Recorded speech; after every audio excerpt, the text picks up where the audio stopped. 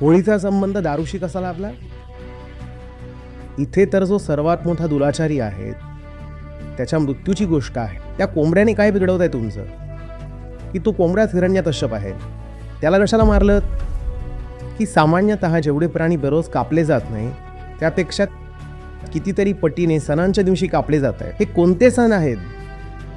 मग ती होळी असू दे, बकरीद असो किंवा ख्रिसमस असो, मी विचारू इच्छितो की हे सण कोणते आहेत जे निर्दोष प्राण्यांचं रक्त सांडल्याशिवाय साजरे केले जाऊ शकत नाही.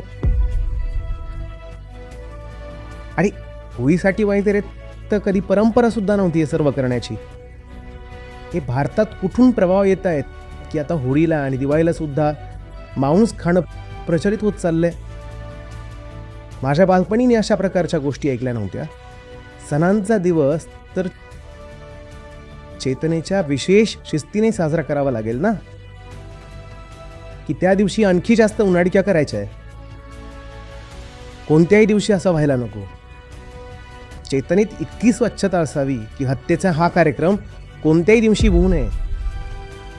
पण तुम्ही एका धार्मिक दिवसाला सुद्धा रक्त सांडण्याचा दिवस बनवून टाकलं. यापेक्षा वाईट काय असू शकतं?